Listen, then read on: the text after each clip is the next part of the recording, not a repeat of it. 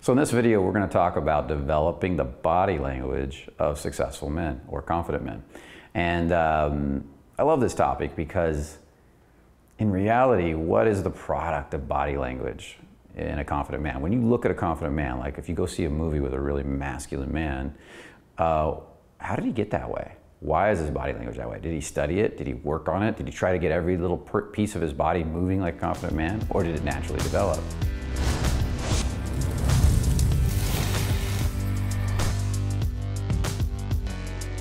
The truth is that body language is a byproduct of how you feel inside, your depth of feeling in different parts of your body. Body language is a byproduct of how much you're enjoying your masculinity, or how much you're enjoying your groundedness, your sense of power as a man. And a lot of men try to change the body language itself. They focus on, okay, confident men stand like this. They put their hands like this, and they put their chest out, or they put their head back, or different things like this, whatever some product told them to do, or whatever some body language expert told them to do. The problem with that, and this is a huge problem, and I see it all the time, I still see it today all the time when I'm out, is that you start to look fake. You start to look really fake. And if I can see that you look fake, women can see that you look fake even more. Maybe it'll work on a girl who's been drinking at the bar. Maybe it'll work on a more insecure girl, but on confident women, fake body language does not work. It actually repels them. Because we used to call them social robots. You are acting and moving like a bad actor, the part of a confident man, but you're not feeling the emotions of a confident man. You're not feeling the turn on of a confident man. You're pretending to be confident. And it all shows through, guys.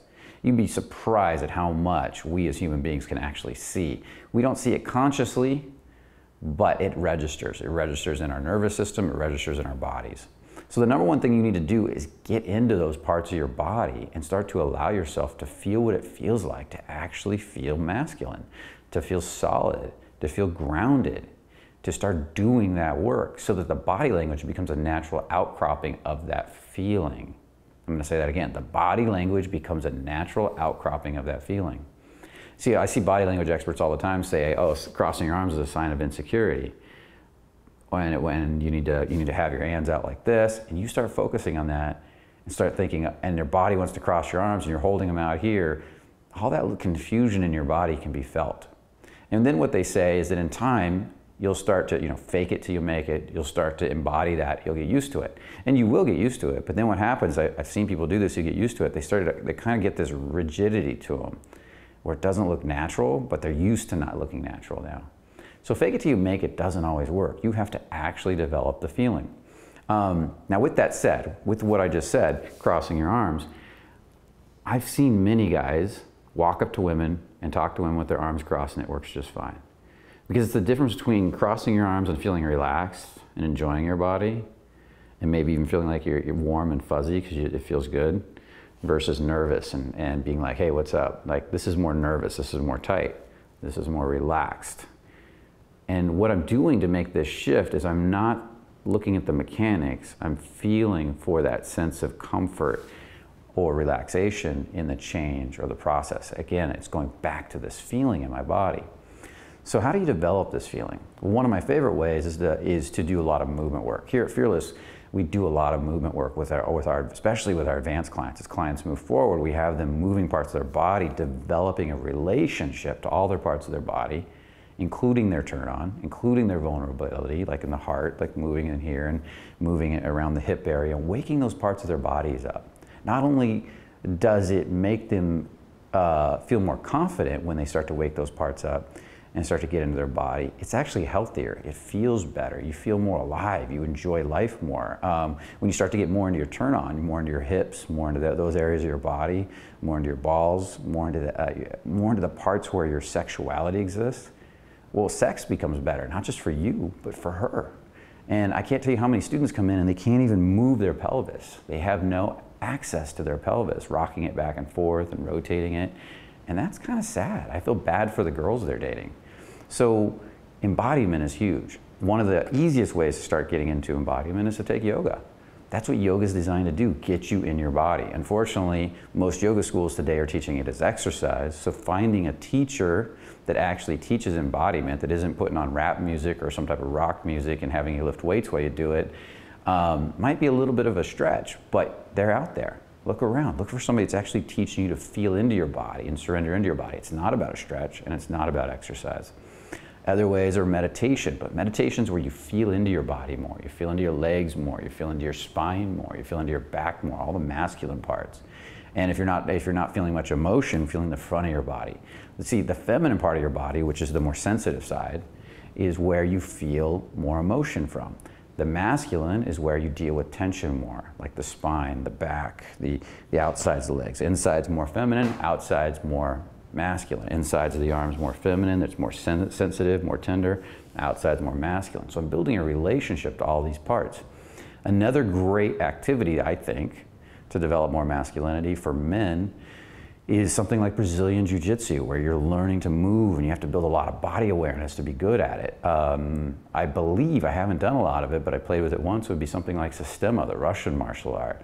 Even Krav Maga is going to build more masculinity because of that, the power and the strength and the push. Now, if you're the type of guy that needs more vulnerability because you're bad with emotion, then that's different. Maybe you want to take a Tai Chi.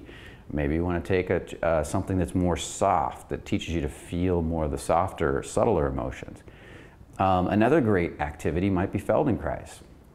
Feldenkrais is great for body alignment, health of the body, and also getting into your body more in that way.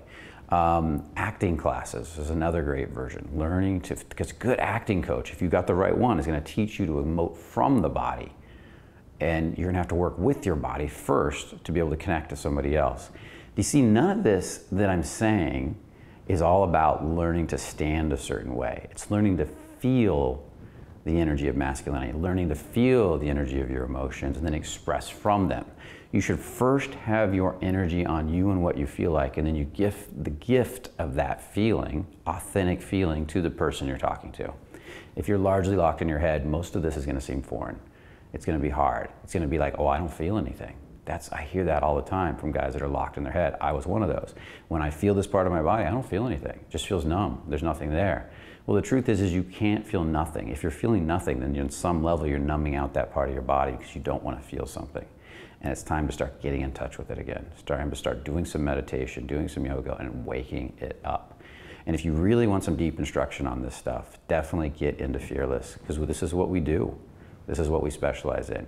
Go to thefearlessman.com, come to one of our live events and talk to us about it.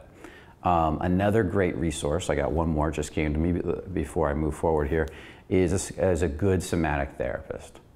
And somatic therapists are therapists that are body-based. They work with the body to get you feeling more emotion, because so many emotions are trapped in the body. And that's where all communication comes from.